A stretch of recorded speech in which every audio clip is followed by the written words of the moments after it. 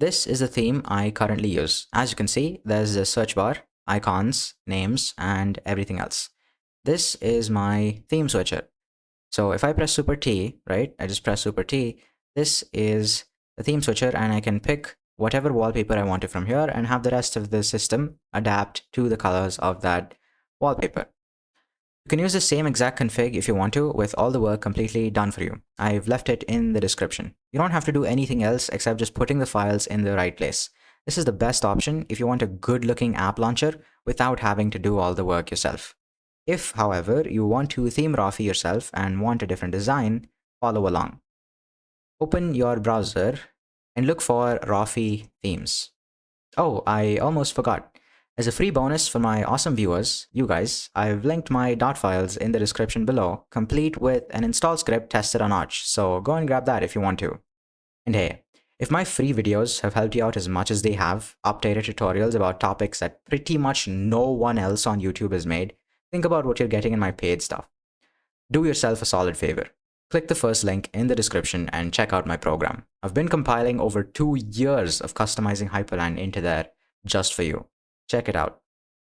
Okay, now that we have this over here, just click on this link over here, right? Newman LS Rofi Themes Collection. So click on that and you should be brought to this page.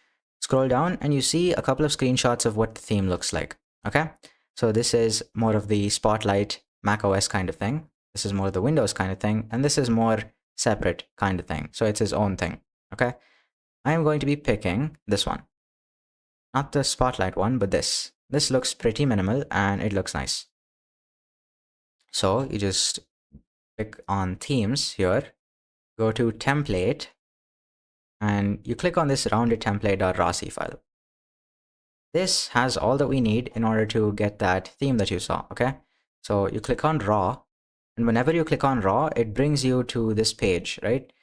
It basically brings you to a page where you can right click and click on save page as and save it as the file itself. So this is basically the raw file without any sort of modifications that are made to it.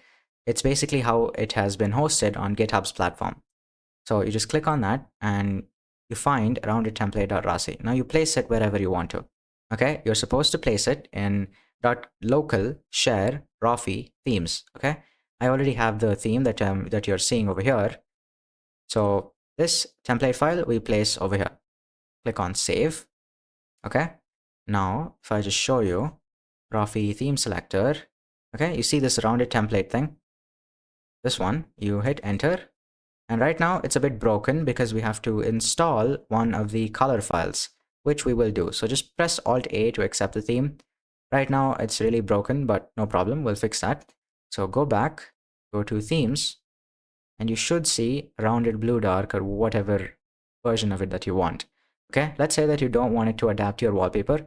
Just pick whichever one that you like from here. So if I just show you again, right, scroll down, and as you can see, we have pink, purple, red, yellow, and all the other colors. We have gray too. And as a plus point, right, as I've been writing for like over 2 years, I've noticed that whenever you have certain aspects of your UI, which are just gray, for example, so let's say this, like this is gray with a blue accent, but let's say I was using another GTK theme that gave me this same sort of gray background, but gave me a gray colored accent instead of blue. It really helps things go well with the rest of the system. So let's say the wallpaper has this sort of purple shade and a kind of tint to it, and all the bars and the rest of the stuff has that same purple too. Now, if you're not going to go out of your way to find a purple GTK theme, then what you can do is just have the accents be gray in color too. So it just adapts no matter what kind of colors you're using for your desktop.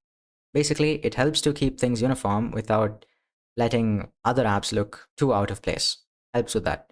So I'm going to pick the dark version with that in mind. Okay. Again, click on raw, right click, save page as, and you can save it right there. Just click save. Once you do that, you should be able to, okay, not yet, no problem. This troubleshooting kind of thing is something I will be having to do often. And I'm not choosing to cut this part out because it really shows you what goes into making a good Linux system, which is basically a lot of troubleshooting. So here you go. So .local share Rofi themes. We're in here. Now let's fix the template, rounded template.Rofi. Okay, now you can just get rid of these comments. Okay, then we have to import at theme and a theme file. So it's called rounded gray dark, I believe. Rounded gray dark.Rofi. Yeah, that's what it's called. Now, as you can see, it works. Now it gives us an error that something else is not working. We'll just fix that. Rounded template.Rofi. Let's see, is there anything over here? Nope. So it's not an issue with the actual template file. It's with the colors file. So rounded gray dark. Okay, get rid of the comments. And let's see here. It's trying to import template, rounded template. Okay, now you can do it both ways. You can either import the colors file, right? You can import the colors file in the template file or import the template file in the colors file. Now it makes more sense to import the colors file in the templates file. So we'll do that. Okay. There you go. And that's it. Now we have our own theme. If you wanted to customize any part of it, you can easily do that. So if I just go to the rounded template, okay, the font that you're using here is Roboto 12. You can change it to something like JetBrains Mono Nerd font, Propo, right? You can change it to that. And this is what it looks like. And also this Propo thing. So basically, you use the Propo version of the JetBrains Mono Nerd font whenever you're using it in proportional contexts, okay? So this basically means whenever you're using this nerd font or any monospaced kind of nerd font in a place that is not your terminal, right? So if you think about proportional, you can think of this waybar over here, for example. So if I used this JetBrains Mono Nerd font, I'd be using the Propo variant because I'm not using it in a terminal in waybar. And same thing goes for a website. Let's say I wanted to have JetBrains Mono Nerd font in a website, right? I'd be using the Propo variant. And what this does is it basically aligns the icons properly and fixes any padding issues. Now, I used to struggle with padding issues for a long time. So what happens is if you don't use the right kind of font in waybar, you see this notification icon, it shifts to the right by like 2 or 3 pixels and it's very visible and it definitely is not appealing to the eyes. Now I fixed it, right? I fixed it soon enough and I found that out by adding in this Propo name, right? Adding in this Propo name to the font name that I use in waybar. And the same thing goes for in websites as well. So if you wanted to get the fonts to look properly in websites and the icons to not be all messed up, then you're going to have to use the Propo variant, okay? If you're using it in terminal, you can just set your terminal font to something like JetBrains Mono Nerd font, JetBrains Mono Nerd font, mono, right? And this mono over here is basically indicating that you're going to be using this JetBrains Mono Nerd font in your terminal alone. So what it does is basically just adjust the size of the icons properly so that, again, there's no padding and margin issues and so that the icons don't look too big. So if I run a fetch right here, which is niche, as you can see, the icons are properly sized and they fit properly and amazingly and everything looks awesome. If, however, I change the font, I just show you real quick, kitty.conf, so I change it from nerd font mono to something else, right? Let's say I remove this, okay, and then I reload, run niche again, which is a fetch. As you can see, the icons are bigger and they don't line up. Okay, so to prevent any icon issues, we can use the mono font and that really helps things a lot. Okay, then if I run the fetch again, as you can see, icons are much smaller. Okay, so that's that. You can change the font that way if you want to, right? I will be using a sans serif font, right? And so I'm going to call this, what do you call it? Let's pick something like SF Pro Text 12. Okay, very nice. Scroll down and is there anything else? Okay, not much. We'll just change up the colors so that the background fits the background of our wallpaper and the highlight colors too.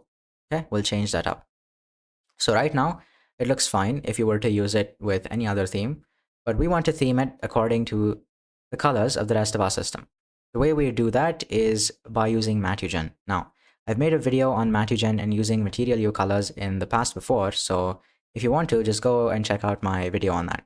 And I also detail this and a whole lot more in my program, which is the top link in the description. So go and check that out too.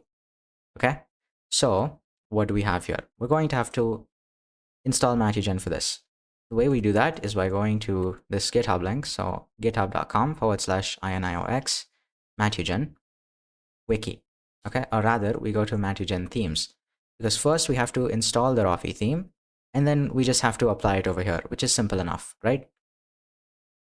So you scroll down, you should see Rofi over here. Click on that, and you should get taken to this template section. So what you have to do is basically copy this part and put it in your Matugen config. So if I just show you my config real quick, config Matugen config.toml, and I look for Rofi. As you can see here, the input path is going to be the path to the template file, right? The template that Matugen is going to use in order to spit out the file that has the actual colors. So that is over here. Input path is path to the template, which I have saved over here. And output path is going to be the file that has the actual colors that Rofi is going to use. So that's in .local share Rofi themes material u material colors.rofi. So if I just show you that folder as an example, so let me just copy this, copy and paste cd into there. Okay, so if I ls, as you can see, these two are the files that make up. Okay, so the theme for this, the theme switcher 2 has changed, but you get the idea. This is the folder directory that we are going to be using, okay? That we were using. Great. Then what do we have to do? Basically set up this templates file. Setting that up is simple enough. We click on this templates link, click on the templates link, and we see rofi-colors.rofi. So we click on that, click on raw, right click, save page as, then you go to config, okay, then Matugen templates, and you just save it over here, okay? I've already saved it, so if I just show you that file, it's in config Rofi, or rather config Matugen templates Rofi colors, right? Same exact thing. Same thing that's over here, I've saved it over here, okay? And that path I have input into here. So it's in config Matugen templates Rofi colors.rofi, okay? Then the output path for that, it's in material u material colors.rofi, which I have already shown you. So if I just show you the preview for what that file looks like, again, let me copy this, paste it, show you the preview in NeoVim. As you can see, it's taken the colors from this wallpaper over here, which is the School of Athens, by the way. Yeah, this wallpaper is called School of Athens. You can just download it if you want to, right? So it takes the colors from that wallpaper and it puts it over here. All the colors. Awesome. Now, what is it that we have to do? Okay, getting back on track. Yeah, you basically just need another colors file. Okay, now how do we import that? Let's see. All that we have to do is get rid of this line and import it using @theme, this file, right? This is where the output file is stored. So we just copy it, paste it over here, reload, and it's going to show a couple of issues, but no problem. We will fix that, right? We don't have any of this FG2 or BG2, so we'll have to change it a little bit. Now, you can do it this way, where you just change every single color over here, but that's going to take a bit too long. So let's do this instead, okay? We keep this rounded gray dark file, okay? And we go into there and then change it. I know it's a bit long-winded, but instead of having to change everything by yourself, just changing it through this one file and not having to go through the trouble of changing everything is a bit better, okay? So you write here @theme material, or just paste that thing in, okay? So we just paste it in, copy from here and paste it like so, okay? Paste it in. And as you can see, we have no errors because all the colors are still over here just being used. Now here's a pro tip, right? If you want to know what color this is, and what color from here is actually being used for each of the different parts, you can use a color picker. So if you have Hyperpicker installed, you can use that, which is basically Hyprland's color picker. So if I say Hyperpicker, okay, it's not going to probably It's not going to let me hover over this thing, but you can basically take a screenshot. You can take a screenshot of your application launcher here, right? And open that, use Hyperpicker to get to know what color it is that you want to change. Now I have a base idea. As you can see here, there's a preview. So this is going to be my primary color. So we'll change that. FG2 is going to be my highlight color, which is this. Okay. So we'll make that something like primary. Make that primary. Okay, I changed the wrong thing. No problem. We just figure out which one it is that we actually have to change. So make this at primary 2. Okay. Then why not this one? So this one's probably going to be the right color. So make it at primary. Okay, that changes the text color. No problem. Again, this is something we're going to have to do a lot, which is troubleshooting. Now we try it for this at primary. Still doesn't change. No problem. Okay, found it. Now BG3 is what we are using for the highlight color. That changes this primary over here, okay? That. Then we can change the text color, which was changed by this one. So I make this something like at surface. Okay, that changed the... Okay, so it did change the text color, but it also changed the text color everywhere. So you're gonna have to find a delicate balance between the two. Okay, we can keep this for now. It's a bit unreadable, but we can change it later. But let's just get the base config working now. Okay, now the background is probably going to be this one. So we'll change this to at surface. Awesome, it works. BG1, 2 will be at surface. So you can just have it look like this, have it look like an outline. But if you wanted to get the colors to look a bit different, then you can just go over here and look at all the colors that you have. Okay. Now, because I'm using NVChat, right? I'm using NVChat, and again, I've made a video on how to install NVChat previously, so you can go check that out if you want to. And again, I've covered installing this stuff, like optimizing your workflow and making themes like this and so on and so forth in so much detail in my program, which I've left at the top link in the description. So go and check that out. Right. So now we're basically looking at what color we're supposed to use for the surface. We have a lighter variant of the surface. So if we just look for surface over here, right, we see surface dim, right? We can try using surface dim. Surface dim. And yeah, it is a bit dimmer. You can also pick something like surface container. Surface container, right? As you can see, that's what it looks like. Let's pick surface dim and stick with it. Okay, we'll pick surface dim. And let's see, what color is this about? We'll make it something like E8 EAED, just to get to know what it looks like. Okay, that doesn't help. What about making it a color like at error? Now this will immediately make itself apparent, right? Doesn't change anything, no problem. We can leave that as is. And it's pretty much done. Only one thing we need to change, that is this color over here. Now there's two things we can do. We can either change the background color itself, or we can change the text color, right? Simplest way to do it would be to just change the text color, make it darker, so you can use on primary fixed variant, or something like primary fixed dim. Primary fixed dim, see if that helps. Okay, it's over here. Right, so when it doesn't work, even in situations like this, we just have to map it. Okay, the way we map it is by just going over to the template file and then looking at what needs to be done. So local share Rofi themes rounded template. Now text color is foreground 0, right? That's the text color that we're dealing with. We can make that on surface. On surface, again, pretty intuitive.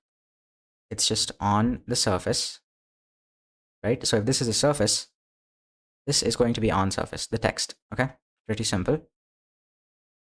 Then background color, it says transparent, but it's not. That's no problem. Window background color is BG0, which we have changed.